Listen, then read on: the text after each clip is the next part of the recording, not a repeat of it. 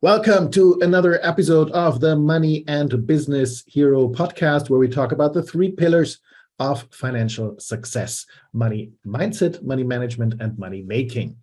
And I do have another amazing guest today. Nicky Billou is a thought leader who's helping business owners to grow their business to 7 or 8 figures. And he's also the host of the Thought Leader Revolution podcast, where he's interviewed over 400 thought leaders, including people like Jack Canfield or John Maxwell.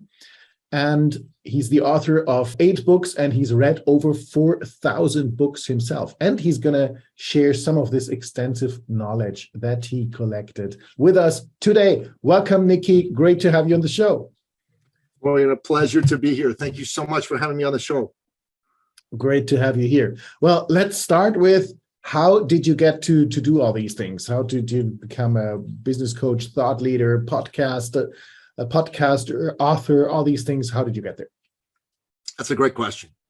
So I'm actually originally an immigrant from the Middle East. I'm a Christian from Iran. And when I was a young boy, the Islamic Revolution was happening in my home country. And my late father, God rest his soul, he could see the writing on the wall. He could see this was not going to be a great place to raise his family anymore. So he decided to get us out of Iran, and we eventually settled in Canada. And I thank God every day for being able to leave tyranny and live in freedom. I know these days in the West, it's very fashionable to beat ourselves up and saying, oh my God, this is such a terrible place, the West. We're so oppressive, we're so racist, we're so sexist.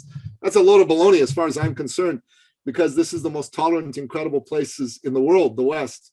And I got to tell you, if you look at what's happening in Iran right now, the government there is bloodily and brutally putting down protests led by women and girls, young girls, asking for the right to be able to go outside with their hair uncovered.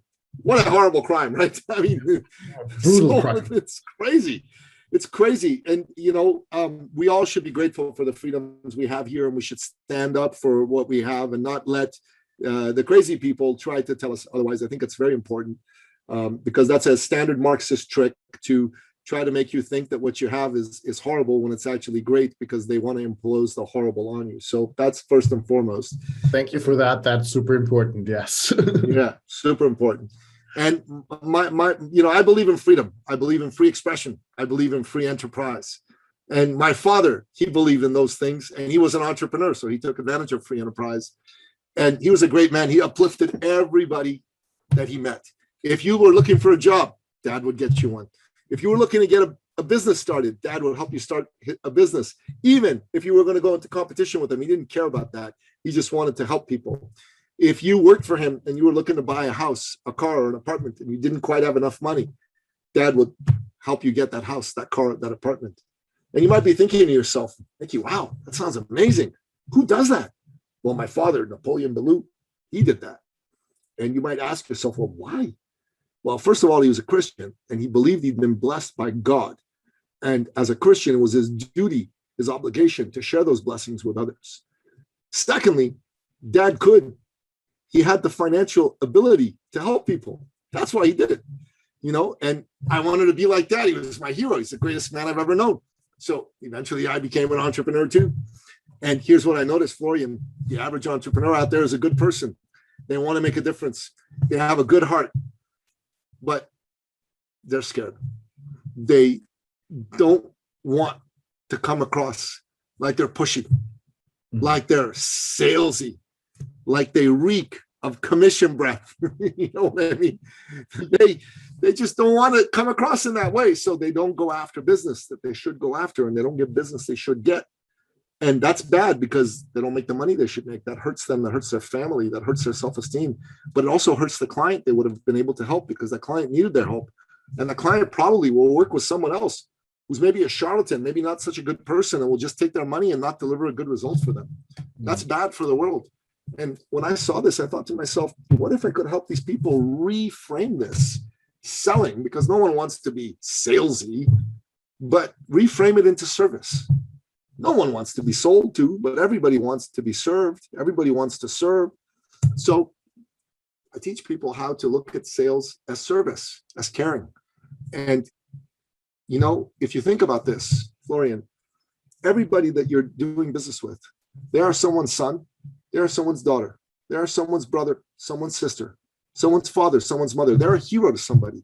They care very deeply, and others care very deeply for them. They have been disappointed by life, and maybe they've been disappointed by someone just like you who promised them the world and didn't deliver. And your job is to show your full heart and your full caring for them. Because if you do that, that's going to make a difference for them, and that's going to change your life and theirs.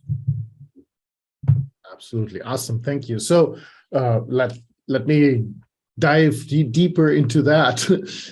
How do you switch from selling to serving in your mind, and obviously also in reality? How do you do that? Well, you have to take the attention off of yourself and put it on the client, right? Because many people, they go into business and they're worrying, are they going to like me? Are they going to like what I sell? Are they going to like my company? That's all they think about. That's all that's going through their head. Instead, they should be thinking about, I wonder what they're dealing with. How badly is this hurting them? What would happen to them if they don't solve this problem? And then they have to ask these questions. Tell me about you. You're trying to grow your business. Well, how long have you been trying to grow your business? How long have you been at the same level of business? Oh, you've actually been declining. How long have you been declining? What's the effect of this spin on you? Have you had to fire any employees? Is this cause stress at home? Are you and your spouse fighting? Right? Are you getting into arguments with people at work? Are you starting to lose faith in yourself? Are you starting to have doubts? Is the stress impacting your health? Maybe you're getting an ulcer. Maybe your hair's falling out in clumps. You know what I'm saying? Too late. Too late. There you go. So these are the kinds of questions you need to be asking. And this is what allows you to go from selling to serving. Because if you put all the attention on them and on helping them and what their problem is, because business is not about numbers, it's about people. Business is about people. Your audience, you should write this down. Business is about people, not about numbers. And that's what you need to focus on, is that person. And when you do that, you'll be serving, you won't be selling. Awesome. Thank you. So make it about them and not about me, right? Bottom line. Awesome. And is that also, you say that you can show everyone, no matter where they are right now, to make grow $1 million business within 3 years? Correct. Is that how you do it, or what else is there to that? Well, that's the starting point of how you do it. Obviously, there's a lot more to it than that. So let me tell you the story of one of our clients, okay? So I think that'll be a good way to illustrate this. So this young man, his name was Dan. He was a personal fitness trainer. And, personal fitness trainers, they don't make all that much money. And this guy, he really didn't make that much money. He was young, he was enthusiastic, he had a lot of energy, but he would work with anybody. So, there was really no way for people to look at this fellow and understand why they should work with him. So when he came to us, I said, okay, who do you work with? He goes, oh, I work with anybody. I'm like, no. Who do you work with? He goes, no, I work with anybody. And I said, anybody with a wallet and a pulse? He goes, yeah. No, that's not going to work. You need to narrow your focus. I said, okay, I can do that. He says, well, my dad's a doctor. Let me work with doctors. They have a lot of money. Well, that wasn't a great message, right? You have a lot of money and my dad's a doctor. Come work with me. Didn't work out so good. So then he said, okay, I'll narrow some more. I work with cardiologists. Cardiologists, they have even more money than doctors.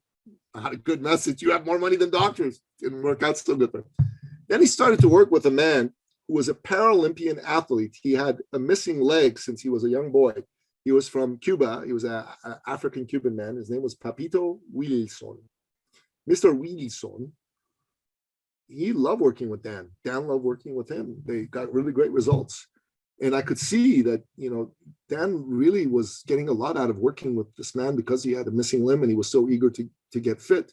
And he said, Nicky, I love working with this man because we're getting good results and he's so eager to get fit. He said, I think I want to work with people with missing limbs. I said, okay, go for it. So let me tell you something, Florian. In 6 weeks, he signed up 400 clients. 6 weeks, 400 clients. Wow. Now, he was making $1,500 a month in Toronto. Now, if you know anything about Toronto, Toronto is kind of like New York City or London. or Paris or Berlin in terms of its cost of living. You know what I mean? It's not cheap. 1,500, not really going to work for you in Toronto, right? So, but then he went from 1,500 and he added a zero and then a second zero to his income. He made $100,000 a month.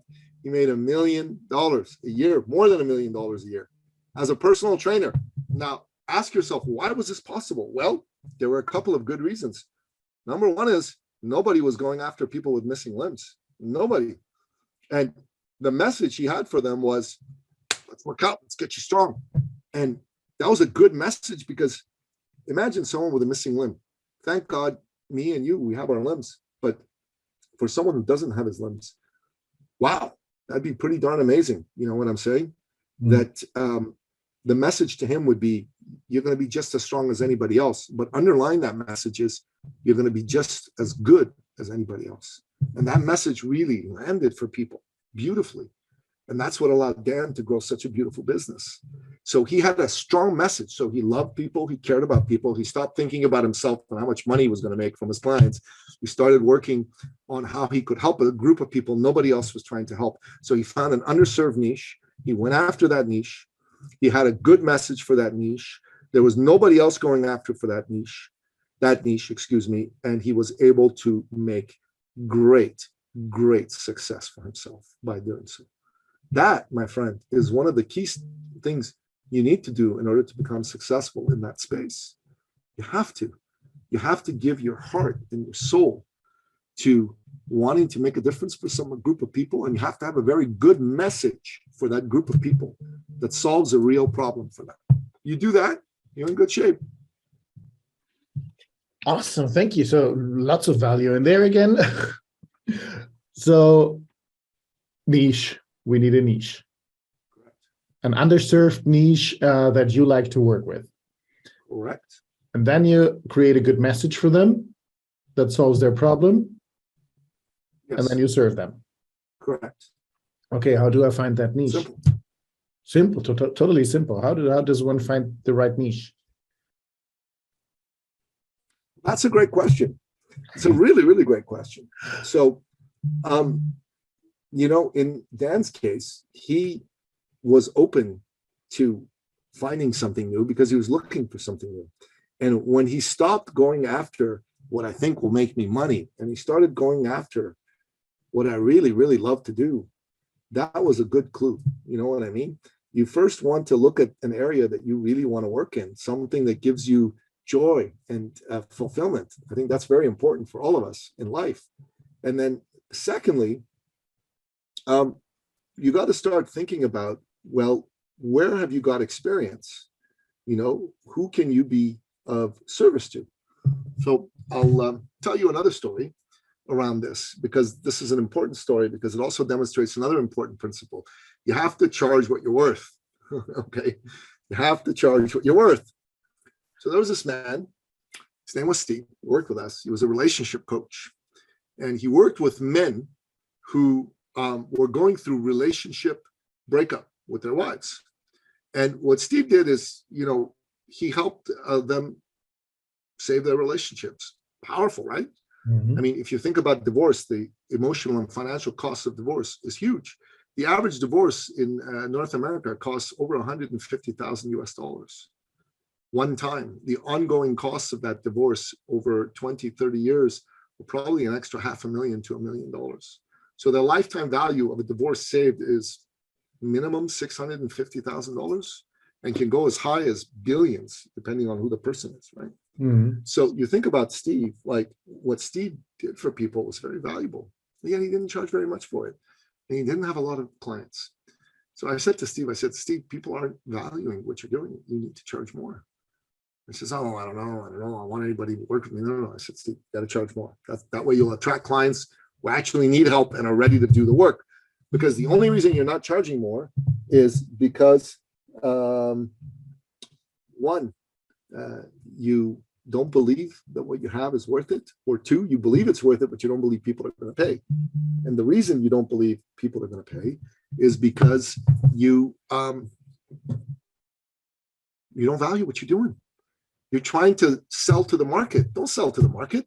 sell to the value of your solution. If you're helping someone save $650,000, how much is that worth in the marketplace? Well, it's worth more than $500. I'll tell you that right now. It's worth $5,000, $10,000, $15,000, $20,000. That's what you got to charge. Because if you don't charge enough, you're robbing your client of the value of the solution. Why? Because the client won't show up. You're undercharged. They're not going to value it. You charge properly, they're going to show up ready to work. And that's how you want to be, my friend. And that's also important to getting you to $1 million. You have to charge properly. If you charge too little, it'll take you a lot of sales to get to where you want to get to, but you'll be working too hard. You won't be giving what you should give, so you won't be getting what you should get. Okay, so the next step is I found my niche. I have a good message. Now I need to charge what I'm worth. Yes, sir. And you determine the price according to the value you give and not anything else. Or what's your pricing strategy that you would recommend? That's perfectly said. Exactly that way. Okay, great. Okay, anything else we have to add to get to the million, or is that the package where you need to start? What a great question, brother. What a great question. Well, obviously, you need a group of people who have a problem that is acute and they're looking to solve, right? You're not going to just get there by waving your hand in the air. You need people who need your help. I think that's pretty obvious, right? Yeah. So you got to be really clear on what your expertise allows you to do, what kind of problems you can solve for people, and find people who have that problem, and then obviously go after those people. That's super, super important. Super, super important. Okay, great. I think that's good summary on how to start a successful business. Know what's problem you can solve, find the people who have that problem, go after them and serve them. Don't be pretty simple. And not easy, but simple. Yeah. And charge what you're worth. Awesome. Now to go to move to another topic, or maybe it's not that completely different, but you've been interviewing thought leaders, hundreds of them. Is that what you learned from there? Or what would you say what's the most important things that you learned from talking to all those amazing people? Well, in a nutshell, I learned from them that you've got to be someone who cares. Absolutely. You've got to be someone, although I learned this from my father as well, you've got to be somebody who has original solutions to real problems. That's what every single one of these people showed me. They have original solutions to real problems that people face. And I think that's super, super important, because if you're trying to be a me too, it's not going to be good for you. You need to come up with an original way to do something, and you need to have it be infused with your authentic self. Mm-hmm. Beautiful. Thank you. So that's almost answering my next question, which is, how do you become a thought leader? Oh, that is such a great question, brother. Well, we show people how to do it inside of our programs. In a nutshell, it's a big part of what we do. But, I'll let you in on the secret right now. You have to have lived a life, with experiences and adversity and pain and suffering. Success comes from suffering. You think about this. You need to have had something that you've struggled with and you've had a way to overcome. And that is what will allow you and give you the credibility to be able to go and help other people deal with it. So I'll give you an example from myself. I went through a horrible, tough divorce many years ago, more than 10 years ago. And this is not my business, but I have scheduled a men's organization. Not scheduled. I've created a men's organization, and I've helped dozens of men avoid divorce, because I went through a divorce. It wasn't fun. And when I see a man who is headed for divorce, I do everything in my power, if he allows me to help him avoid that divorce, because I know how terrible it is for him, for his children, and even for his wife. And it's because I struggled with this that I have the ability to say something valuable to someone else about it. You know what I'm trying to say? Absolutely. So you're don't hide your pains and struggles and problems you had, but No, actually use them to help people and show them your solutions. 100%. I can tell you a story about this if you like. Yeah, sure. We love stories. So this is a very good story. It's a great, final story, as they say. So a few years ago, a woman was introduced to us who had been the country director for Canada for one of the world's largest personal development companies. This company had been around since the 60s, and she ran all of Canada. And she brought someone in to help her run the company in Canada, kind of like the early days of Apple with Steve Jobs bringing in John Scully, right?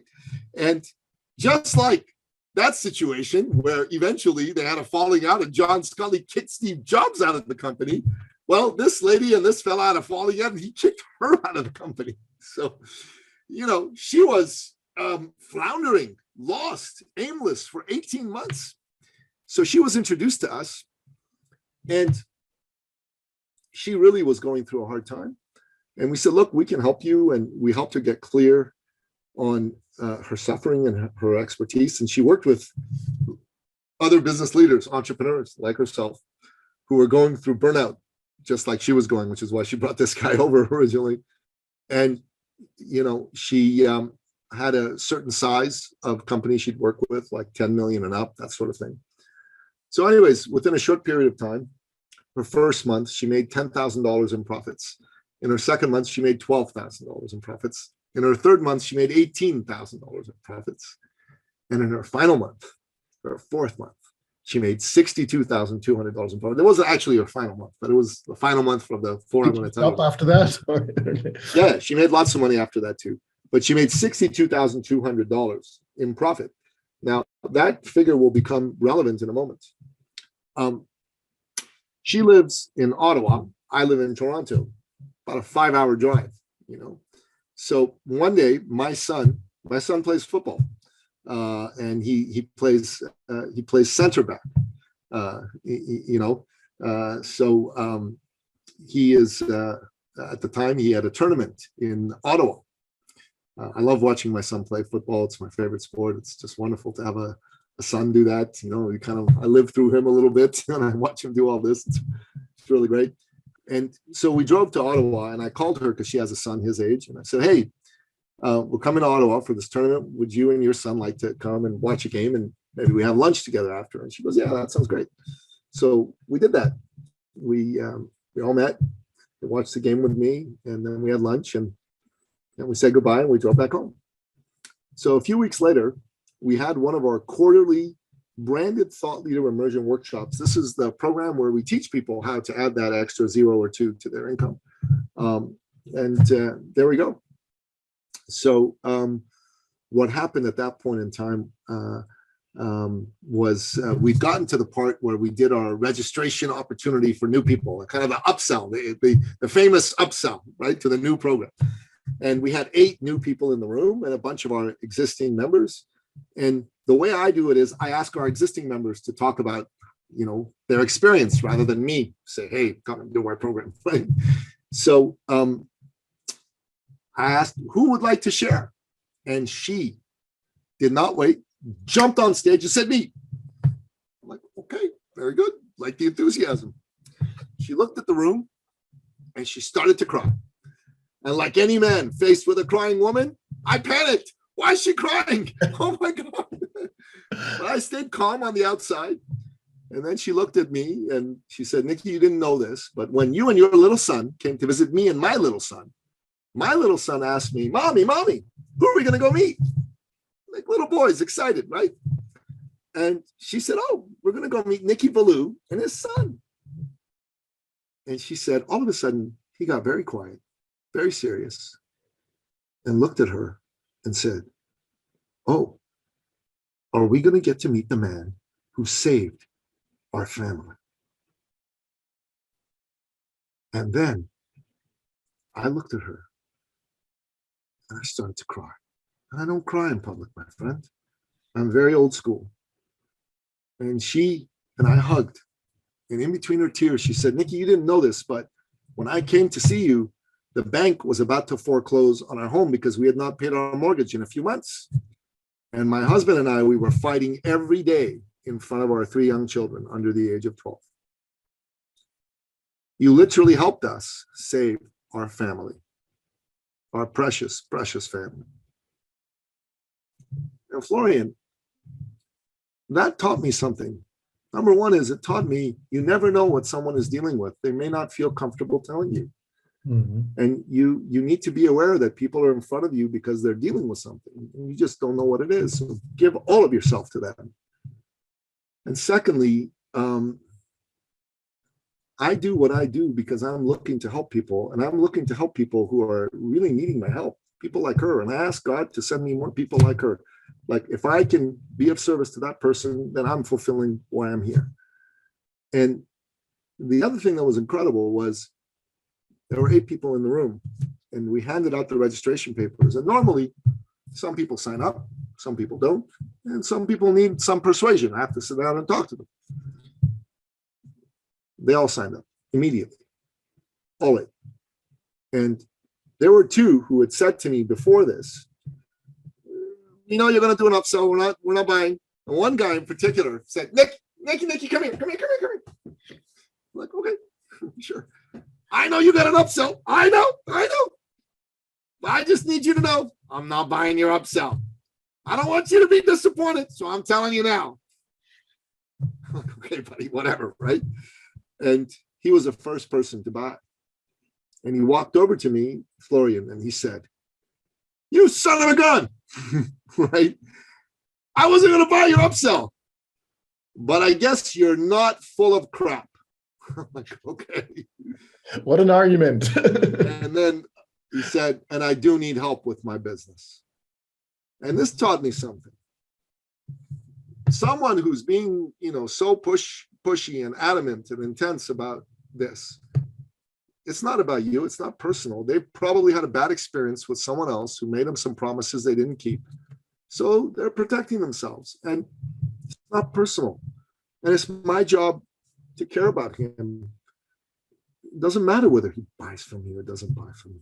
He's in front of me. God put him there. It's my job to help him. And that's it. Beautiful story. Thank you for sharing. My pleasure. Now I have a couple of final money and business hero questions. First of all, how important is money for you? Well, listen, money, as the great Ziegler said, is like oxygen. Try living without it for a while, right? It doesn't work. So money is extremely important for me. And it should be extremely important for anyone listening to this podcast. Anyone who says money doesn't matter to them is lying. Either they haven't had to scratch and fight for money, so it's not an issue in their lives, and that's fine. But honestly, take it away from them for a while and let's see how they feel about it. Money is super, super important. So I will say this, I am very, very proud to say that I think money is important, and it's a good thing. It's an exchange of energy. And I want to accumulate as much money as I can for myself and help other people do the same. Beautiful. Thank you. Now, what's your purpose for money? What do you need money for, personally? Well, there is a limit after living, right? I mean, you got to shelter, food, clothing, helping the people you love.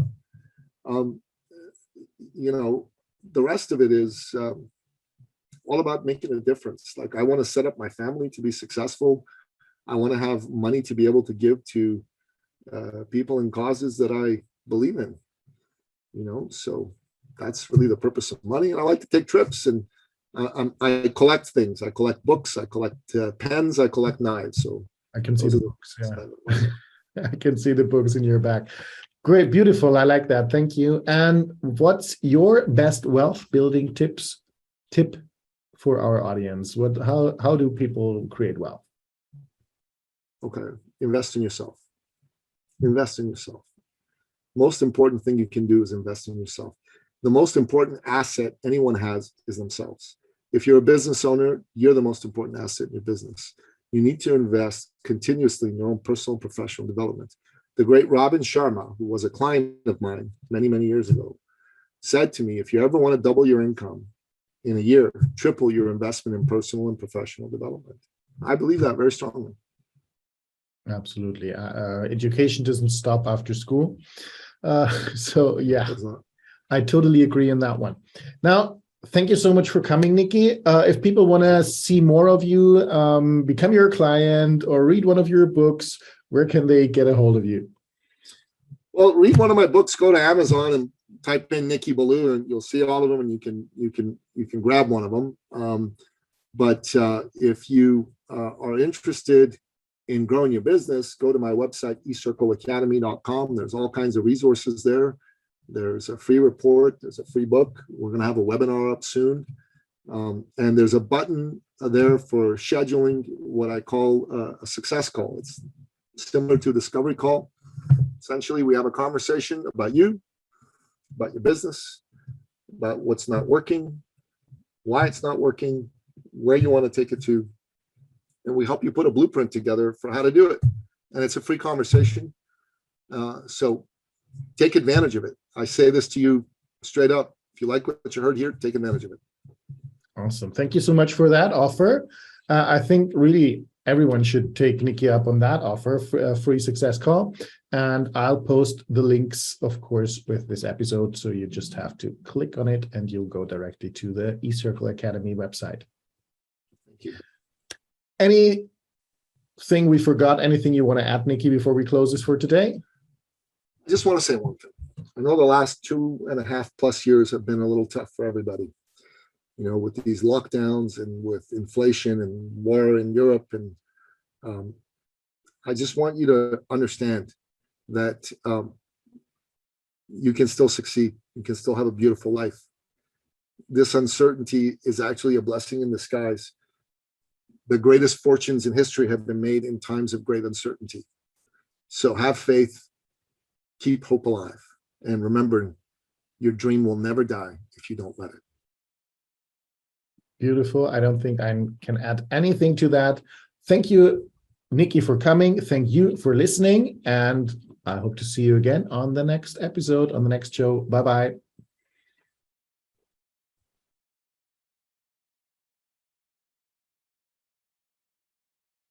Thank you for listening to the Money and Business Hero podcast. I hope you enjoyed this episode and you get some value from it. Please take a moment to leave a rating or even better, a review. That helps awesome people like you to find the show and me to produce more and even better episodes. And don't forget to subscribe. I even have an amazing gift for you if you leave a great review. I'll be running a 2-day Money Hero Bootcamp where we will work on those 3 pillars of financial success, so you will be able to rewrite your financial story for even greater success. The price for those 2 days is $197, and I will invite you as my guest. You can join the program for free if you leave a good review for this awesome new podcast. Thank you, and I hope to see you on that Money Hero Bootcamp. See or hear you soon. Have an amazing day.